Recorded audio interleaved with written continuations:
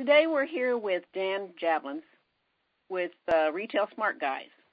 Dan has been in retail for many years and is pretty much an expert on a lot of things. And we've asked him here today to talk to us a little bit about marketing because he has an article in our magazine this month that covers marketing. So we've got a few questions for him. But first, before I get started, I'd like Dan to tell you a little bit about himself.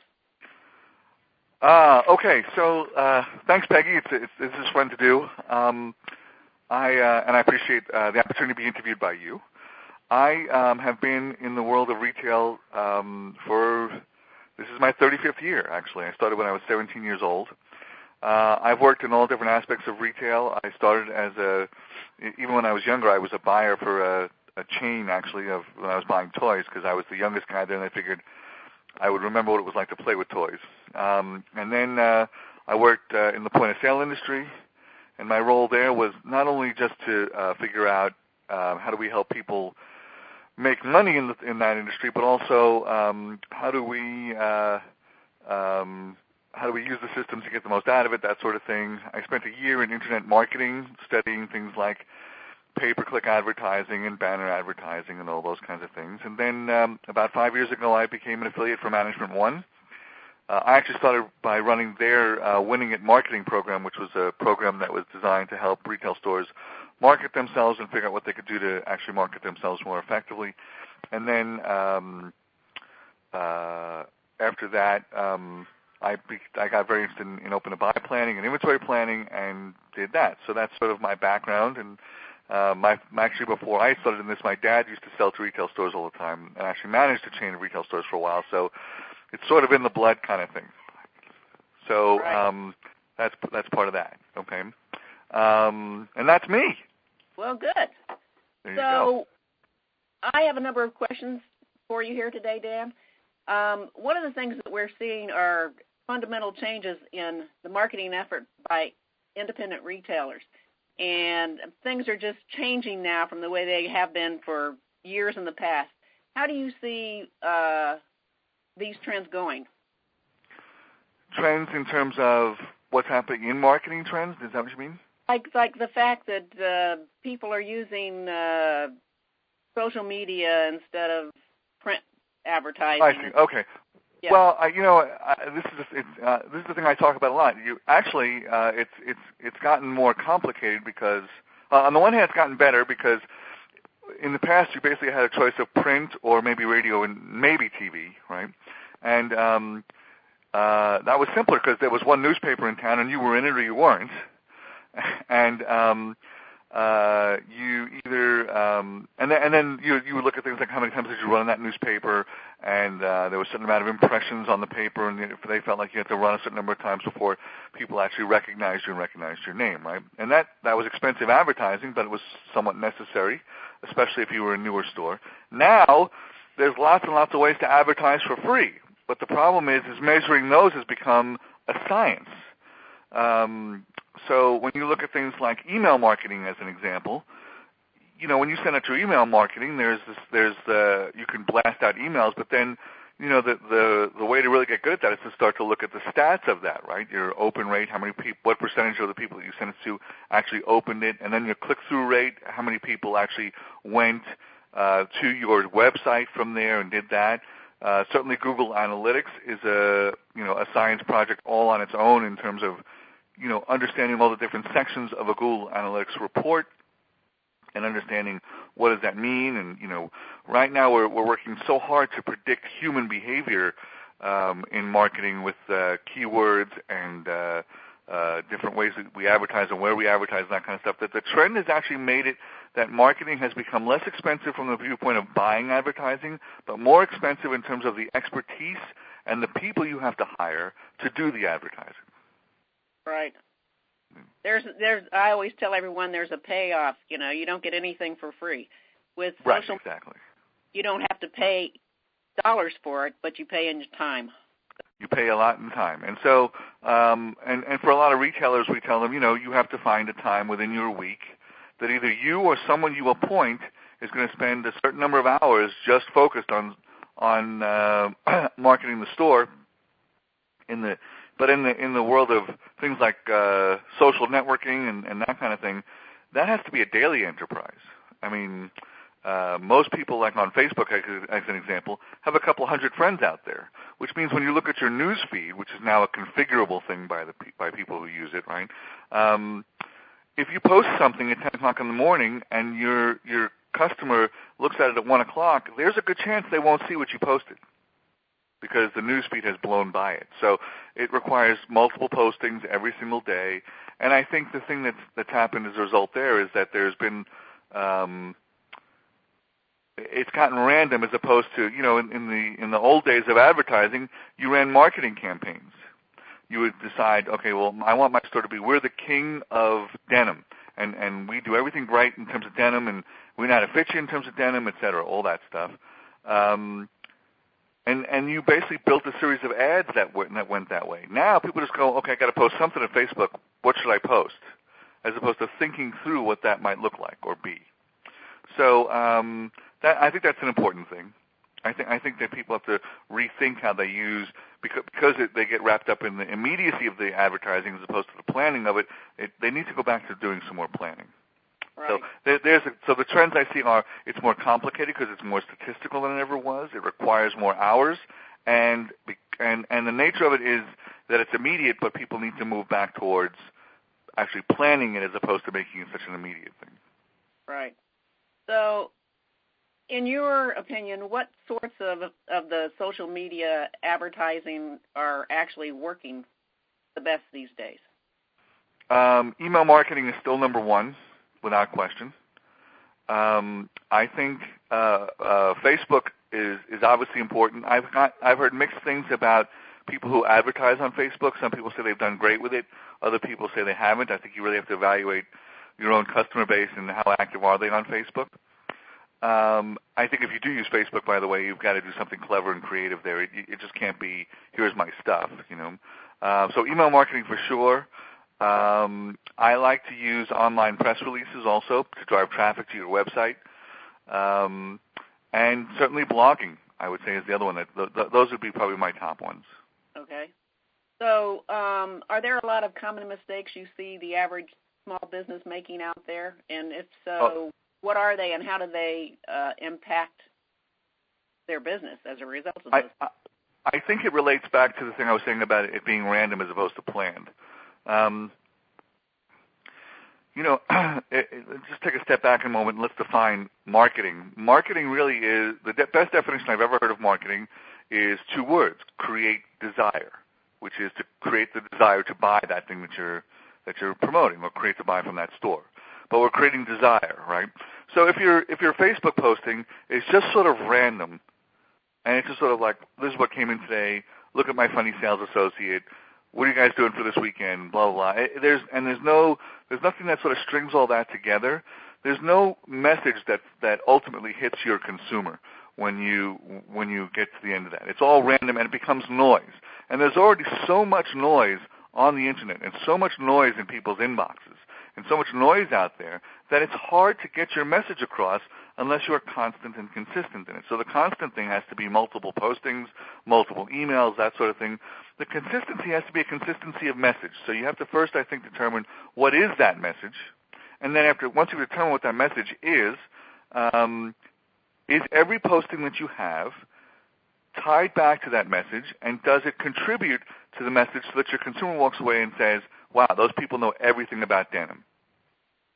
And that's what that has to be evaluated. Having said that, there is especially in social media, you've got to make some room for a couple of random, goofy, jokey kind of posts. Every once in a while, it's fun to post a goofy thing and that kind of thing, and you'll get some good reactions to that. And that's what keeps the consumers entertained and interested. But I think your postings also have to be interesting, and they have to be tied back to some marketing message. And I think that, by and large, is the thing that people miss the most. The second thing I would say they miss the most is they don't promote enough. I always hear this about email marketing, where people say, oh, I'm afraid people are going to unsubscribe, and I don't want to send the wrong message, or I don't want to annoy them, or that kind of stuff. I always walk people through this little math example. I hope this works in print, Peggy, but I guess we'll see. The average person gets about 50 emails a day. Okay, they get 50 emails a day. That's 350 a week. That's 1,400 emails a month. And if you send one email a week to someone who gets 1,400 emails a month, you have a 4 divided by 1,400, or a 0.28% chance. That's less than 1%. 0.28% chance of capturing their attention. So this thing about I don't want to do too much, I don't want to blah, blah, I think all that doesn't make any sense at all. I think you really have to focus on making sure you get your message out, making it compelling, tying it back to what the overall message for the store is, and promoting it as often as you can. Right, I agree with what you're saying in that respect. We have lots of clients that say the same thing, and I personally believe that if your message is something that they want to hear, they're going to look at it and respond to it. Absolutely. So, No have you, in the time that all of these things have been coming out, and we're being bombarded with Pinterest and Instagram and all these different things, is there any one particular technique that came to on the market that you thought was sort of goofy and that there's no way in the world this would ever work, and now it's actually out there and people are finding it very successful? Well, I was surprised that Pinterest was as successful as it was. But actually, it's been phenomenally successful for retailers. I just thought, oh, my God, does the world really need another social media site? And I'm surprised by the proliferation of them, but now they're starting to get segmented, and some of those segments have some interesting things. Like there's specific ones for the surf industry, there's specific ones for the there can be certain ones for women's fashion and that kind of thing. But Pinterest surprised me. I'll be honest on that one. And now what I'm hearing is that, and I don't know if this is really true, but I've heard from a couple of people that Pinterest is very popular is more popular amongst women, and Instagram is more popular with men. So we're testing that now, actually, to see if that's really true. Okay. So there's actually a new product out there that's being beta tested right now, and it's actually being beta tested in Charlotte, North Carolina. It's called The Nearby. And it's an app. You can actually download it from your app store. I'm not exactly sure what you're going to find on it since it's still being tested. I downloaded it. There are a million of these app kind of things, which is like find stuff around me. Right. You know, iPhones have it around me. There's Google Places. There's for a while, actually, we worked on another product called Yowza, which was sort of that same kind of thing, you know, finding stuff near you and what was the deal of the day and you know, those kinds of things. There's a ton of couponing places out there, too.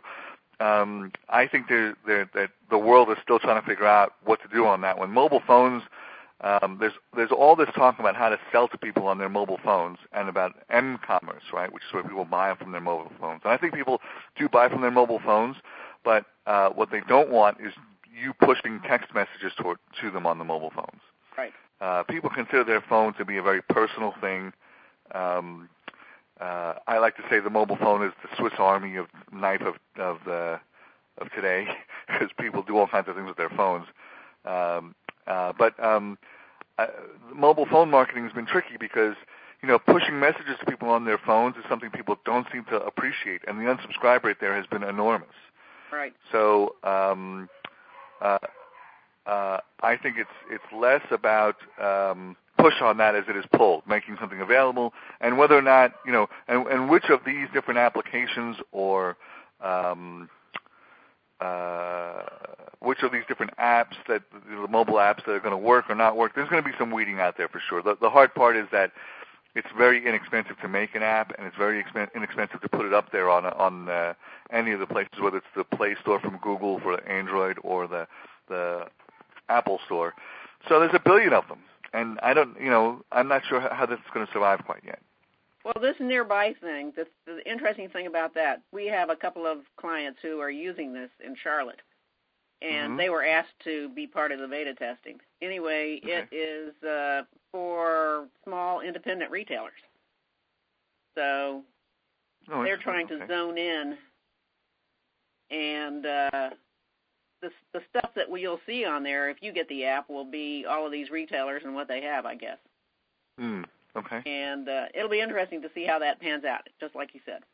That will be interesting. I just don't know. And there could be 50 million of those out there too that are just exactly. that are in that niche. So exactly, it's really hard to say. And right. So it'll be interesting to see how that comes across. We'll see. We'll see if obviously we're all looking for. Everybody's looking for ways to promote to people without it being intrusive or awful.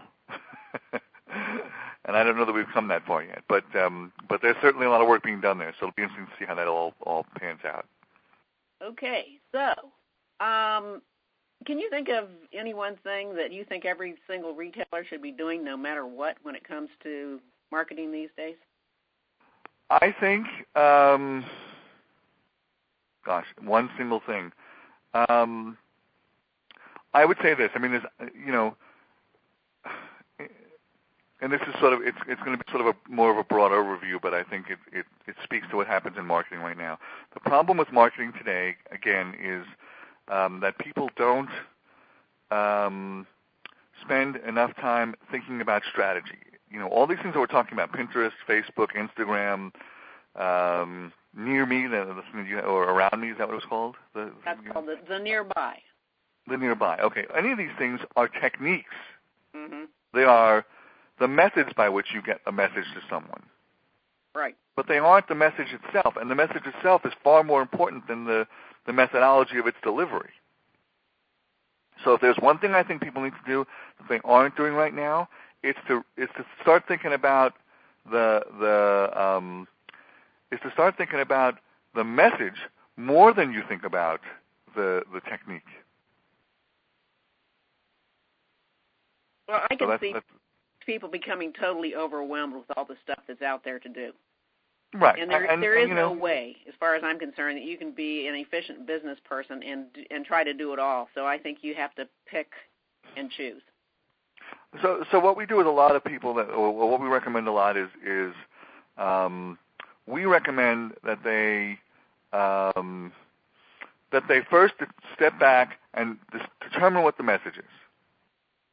And then you can make almost like a grid, a chart, and you put all the different methodologies, email, Facebook, in-store events, flyers, direct mail, Pinterest, etc., and you can run that across the top. And then you kind of go, okay, how am I going to deliver this message across all of those platforms and when? Mm-hmm. And that becomes sort of a roughed-out marketing plan, so at least you can organize it, because it is easy to get overwhelmed on this thing. Yep. Fast. So I agree. It needs to be thought out that way. There's no question. So do you think retailers focus too much on having sales and discounting their merchandise to get business people into their store? I think that they unfortunately what's happened with all of the what's happened with all the big discounting that the majors have done and that sort of thing, I think they've fallen into that. Sadly, but in independent retail specifically, I think the thing that drives more success and more fun for these people is not sales, but compelling merchandise. The one thing that defeats a sale is something that people absolutely gotta have, mm-hmm. And it's just too easy to fall into the whole I gotta be on sale or I'm not gonna make it kind of thing. So I think the answer really there is to make sure you've got compelling merchandise. And so I do think they spend too much emphasis on marking stuff down or selling. And I think you've got to be smarter about how you do sales now. The worst thing you do is the whole store is 30 off or 40 off or worse, because you don't create any opportunities to recover from the sale. And you create there's always a population of sale customers that are just sale customers, right? But I like to do sales on specific departments or specific areas and maybe make those lost leaders, get them in the store, and then try to entice them with some full-price merchandise to go with it. Right.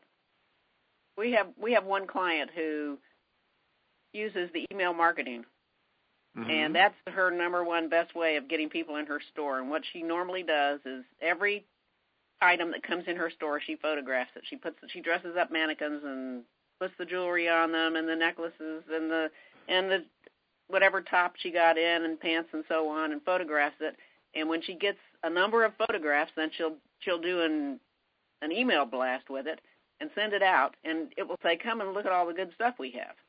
And because she's a boutique, she rarely has reorder stuff, so if you want it, you have to go get it. Exactly. And then someplace at the bottom, it may say, and 25% off of whatever, you know. So right. Bit of everything. You know, successful with that. And I think that's all of that is viable in terms of its strategy for sure. I do think that people are spending far too much time worried about being on sale.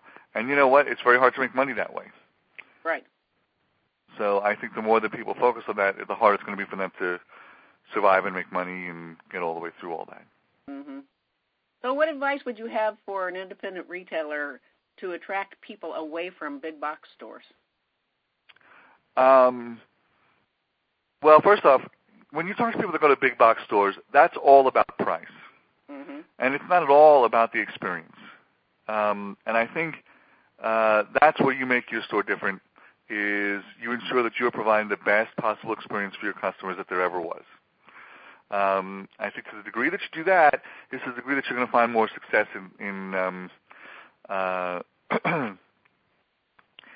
people from that. People that shop not everybody shops in boutiques. There's some people that are all about price, and that's what it is. But, you know, boutiques are about people say it's about customer service, and I think that's true, but I want to go a little deeper on that one. Today, with the Internet the way it is, you can buy anything you want from your home. There is almost no limitation in terms of product that you can get on the Internet now. I mean, it's the vast sea of stuff, right? So why would someone go to a store and shop if they can do it online and just sit in their pajamas and get stuff? Well, shopping is still a social experience, and people still like to go shopping together. As much as people say, well, it's not as much as it was and that kind of thing, it's not as much as it was because there's options there, that's true, but it's still a it's still a social experience, and people still like it. People still like going in and touching the clothes and touching the product and feeling it and that sort of thing. But I think the other thing that independent retailers sometimes forget is the reason they go to a particular store is the buyers who buy merchandise for that store have a taste level, and have gone to the marketplace for their customers and have weeded through all the stuff that's there to find the best of the best for those customers. And so the other thing I think that customers appreciate that retailers sometimes forget is that the customer comes there because they like their taste level. Mm-hmm. And so to the degree that you really say, I got this for you guys because I think you're going to absolutely love it and get blown away by it, to the degree that you are talking about that and promoting that, talking about what you did in the marketplace, what you see out there, et cetera, all those kinds of things, and remember that sometimes your customer comes in and they want your counsel, they want your advice, they want to know what you know about the products that you sell. I mean, it's sort of, I'm not telling you anything you don't already know. There is no easier sale in the universe than a man walking into a women's clothing store. Right? I mean, you know, we just don't know what to do in there, and we're lost and confused, and we're trying to figure out what to do for our significant other or whatever. There is absolutely there's no place where people are more lost, or men are more lost than a women's clothing store, and they're the easiest person to sell. And it'd be very easy for a guy to go online and buy something online, that kind of stuff, but they go in there because they want the advice, they want the help. And it is that advice, and it is that help, and it is that counsel that makes a huge difference in everything. So I think that's something that you really can't forget about. So I think, do I think the Internet's going to take that over? Do I think they need to worry? I think what they need to do is focus on the things that make their experience the best it can possibly be. I think that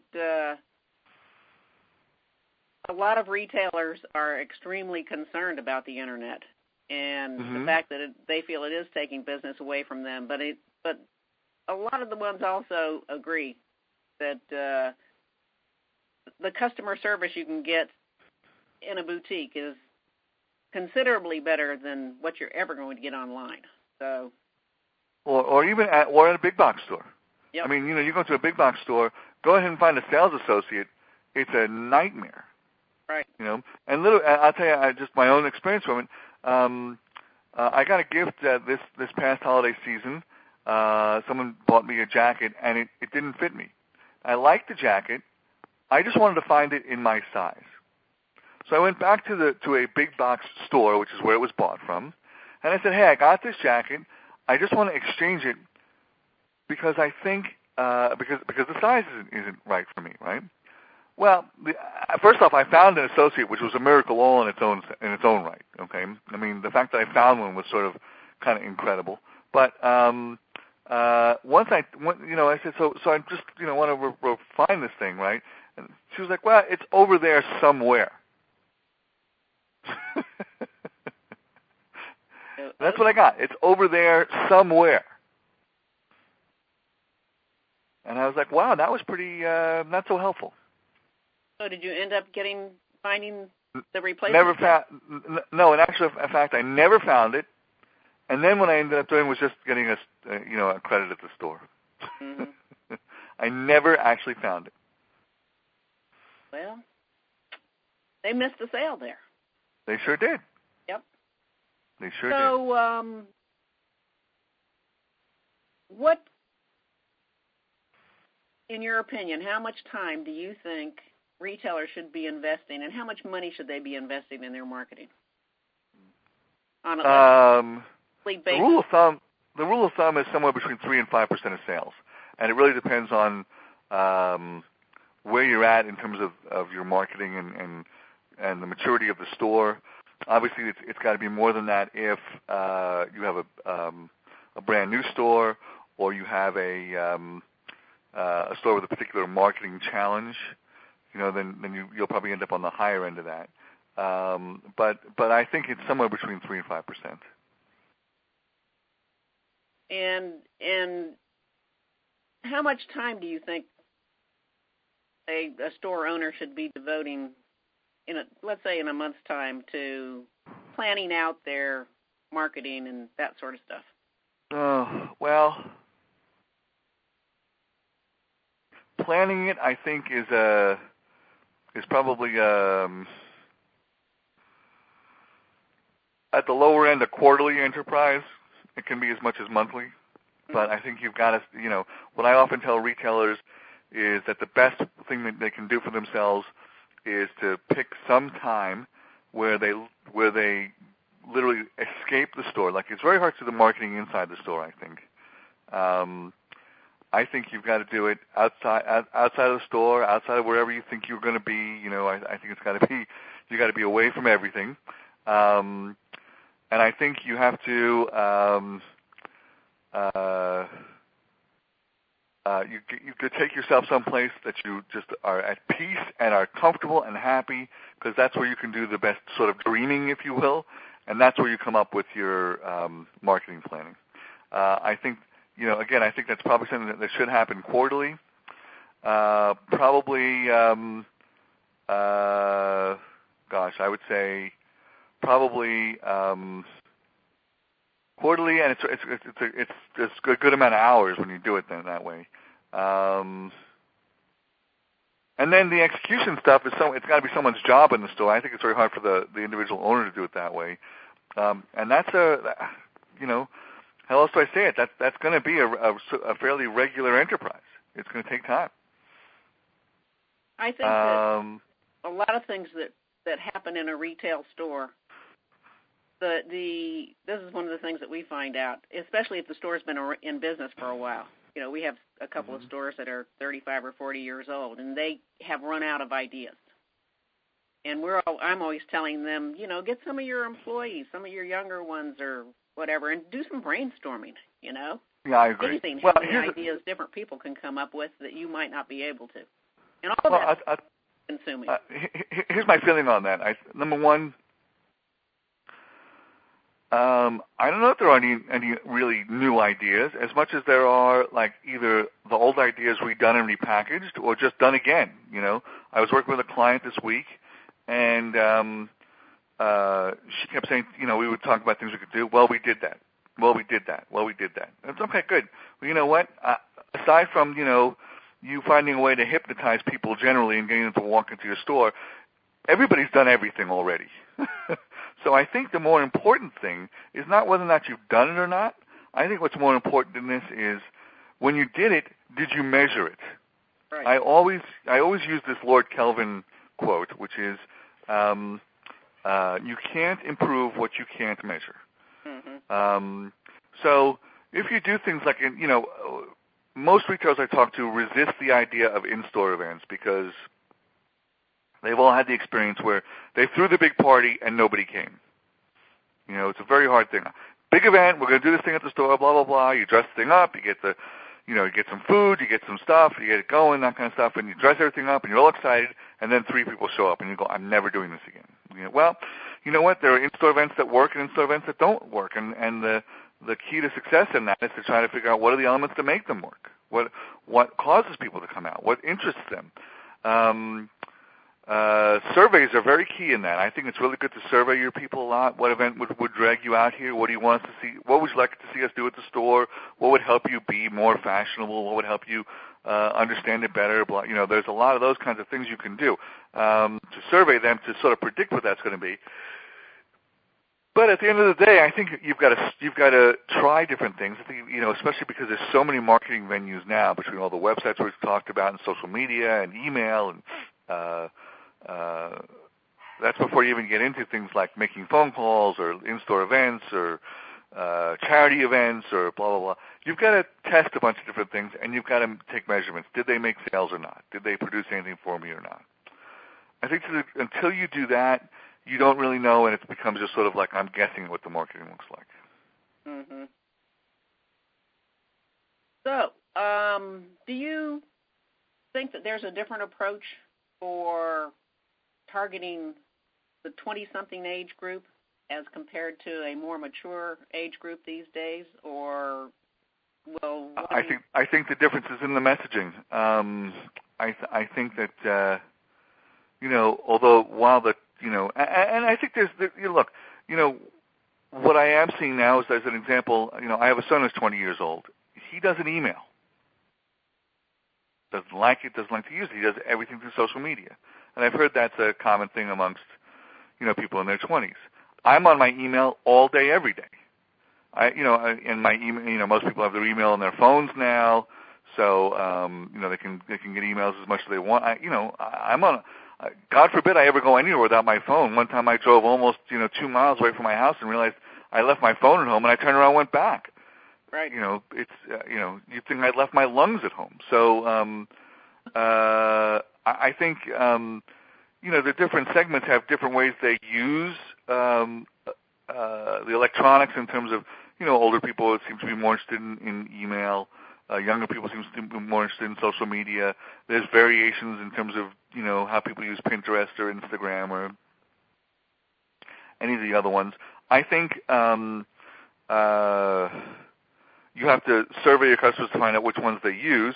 But again, and I guess the other place you have to look at differences is if I was to create a campaign where I was going to do some messaging with 20-year-olds, that would look real different than if I was doing it to 40-year-olds or 50-year-olds, So I think there's variation there for sure.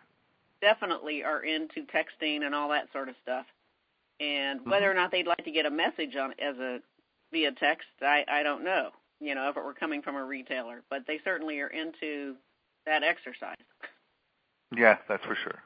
Well, I can tell you that I guess what I would say along those lines is, there's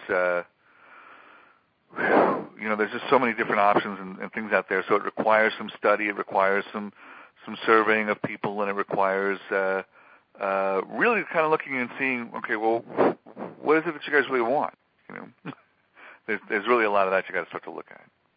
Well, I think that there's so much stuff out there, and so much stuff being created that probably what we're going to be finding out in the future is that just as you figure out how to do one thing, there's another thing that's now the latest thing, and you're constantly going to be evolving with this, or you're going to be left behind. I would agree. Yeah, I would absolutely agree. So, do you have any other words of wisdom for our audience today?